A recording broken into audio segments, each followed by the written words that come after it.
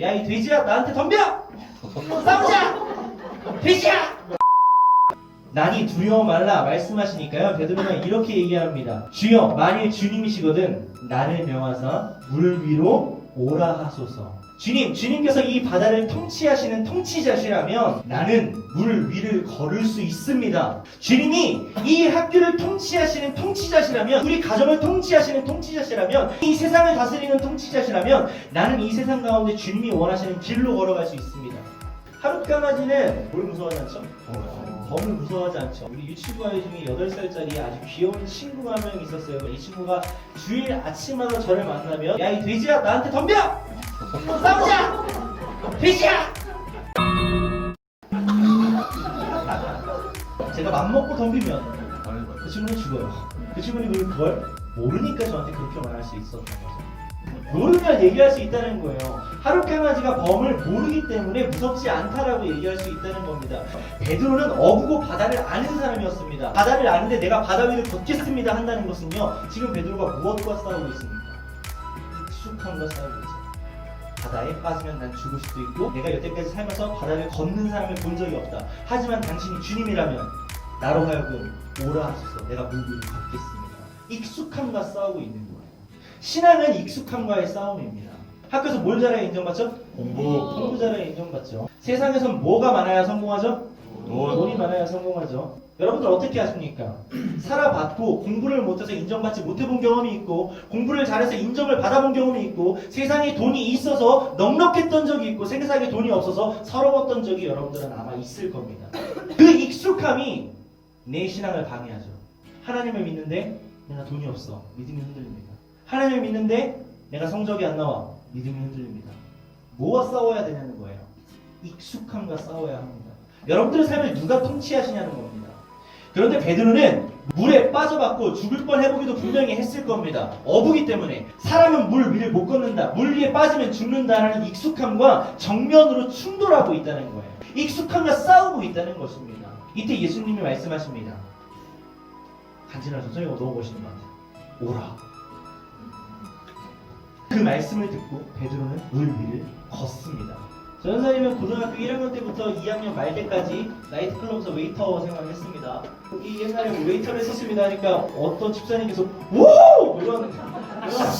이런 반응을 해주셔가지고 제가 언젠가 한번 모셨던 손님일 수도 있겠다라는 생각을 잠깐 했었는데 하여튼 그 웨이터명이 강아지였어요. 여러분들 뭐 개처럼 여자를 물어다니는 강아지입니다 이러면서 네, 그 당시에 제 얼굴이에요. 나한테 있어서 익숙함은 뭘까? 내가 하는 게 부킹이었다. 부킹이 뭐예요? 여러분 그 나이트 웨이터 이런 거 하면요 사람 눈에 있는 공허함을 보거든요. 왜냐하면 손을 잡아 끌어도 안 따라오는 사람들 눈이 있어요. 계획이 있는 사람, 난 앞으로 미래가 있는 사람. 근데 그게 계획이 없는 사람이 있단 말이야. 이런 사람들이 있어요. 왜 이런 사람들은 내가 무슨 말을 하든 다 듣는 사람이야. 그 사람들 데리고 다니면서 부킹했거든. 근데 이제는 그런 사람들한테 물어보는 거죠. 교회 다니세요? 제가 익숙함과 싸웠었던 방식이에요.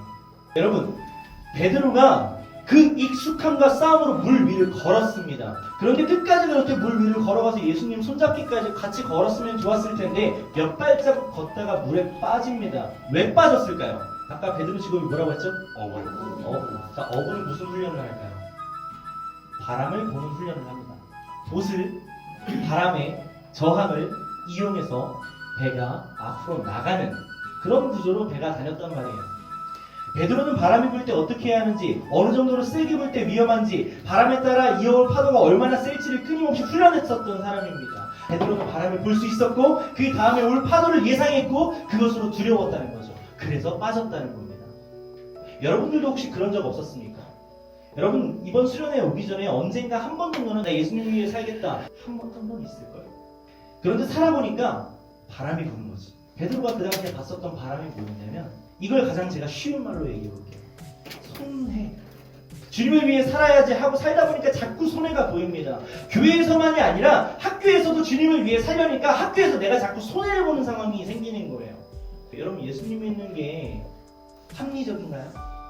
정직하게 사는 게 돈을 많이 버나요? 줄을 설 때 새치기 하지 않고 정직하게 줄 서는 게 더 빨리 가나요? 예수님을 믿는다는 건 정직을 선포하는 거예요. 세상 모든 사람들이 다 지멋대로 살 때 거룩을 선포하며 사는 거라고요. 그건 요즘 말로 합리적이지 않아요. 득이 안 된다고요. 다른 말로 해볼까요? 여러분들의 삶에 예수님을 따라가다 보면 손해가 가득할 겁니다. 청소년 이 시기에 예수님 믿으면 복 받습니다. 예수님 믿으면 성공할 거예요. 예수님 믿으면 성적이 올라가요. 이런 얘기 듣잖아요. 그러면 나중에 물에 빠질 수밖에 없어요. 예수님 믿는데 성적이 안 나오면 어떡하려고? 예수님 믿는데 성공 안 하면 어떡하려고? 근데 성경에서는 성공하기 위해 예수님을 믿어라. 네 성적을 위해 예수님을 믿어라. 이런 말이 한 번도 안 나와. 뭐라고 하죠? 성적보다도 예수 그리스도를 선택해라. 실패할 수도 있다. 무너질 수도 있다. 손해볼 수 있다. 하지만 주님을 따라가. 한때는 최선을 다했는데, 한때는 마음을 다했는데, 한때는 목숨을 걸었는데 안 되네? 내가 손해를 보네? 그래서 결국 다 해봤는데 안 되더라 하고 자포자기하고 있는 그런 사람 여기 없냐는 거예요. 아마 그런 경험 한 번씩 있었을걸? 마음 안에 지금 찔리는 사람이 있겠지. 베드로가 물에 빠졌을 때 가장 처음에 한 행동은요, 예수님께 소리를 지르는 거였습니다. 주여 나를 구원하소서, 이렇게 소리를 질렀어요. 여러분 하나 물어볼게요. 베드로가 수영을 못했을까요? 어부였는데 수영을 진짜 못했을까? 우리가 봤을 때 베드로는 믿음이 작아서 물에 빠졌습니다. 난 안 빠지겠습니다 라고 고백할 게 아니라 여러분들도 분명히 오늘 결단하고 나가는 삶 가운데서 물에 빠질 거예요. 근데 그때 진짜 베드로의 믿음이 드러납니다. 수영할 수 있었어요. 자기 힘으로 다시 배 위로 올라올 수 있었다고. 근데 그 모든 걸 포기하고 하나만 해요. 주님 날 구해달라고. 여러분들은 삶으로 돌아가서 삶을 걸어가다가 믿음으로 살아가다가 빠질 거라고요. 빠지고 난 다음이 더 중요한 거야. 우리가 그때 해야 될 건 주여 나를 구원하소서, 이 말이라는 겁니다. 십자가에 못 박혀 돌아가시고 난 다음에 이 물 위를 걷다가 빠지고 다시 예수님이 구원해 주신 이 순간을 끊임없이 되뇌었을 거예요. 왜냐하면 베드로의 그 후 인생의 삶 가운데 고난이 많았거든. 그런데 베드로가 마지막에 어떻게 죽냐면 십자가에 거꾸로 못 박혀 예수님이 십자가 위에 달려 돌아가셨기에 내가, 주의 종인 내가 똑같이 그렇게 그 사형틀에 똑같은 모습으로 매달려 죽을 수 없다. 나는 주님의 종이며 제자이다. 그래서 그 십자가에 거꾸로 못 박혀 죽습니다. 여러분, 예수님을 위해 살겠다라는 입술의 고백은 한 번 쉬워요. 여기 수련회 와가지고 준비된 찬양팀에, 준비된 설교에, 준비된 공간에, 준비된 밥 먹고, 준비된 간식 먹고, 모든 것들이 기다리는 이 현장에서 내가 주님을 위해 살겠습니다 라고 말하는 거 쉽다고요. 그런데 세상은 아니잖아요. 그게 세상은 어때요?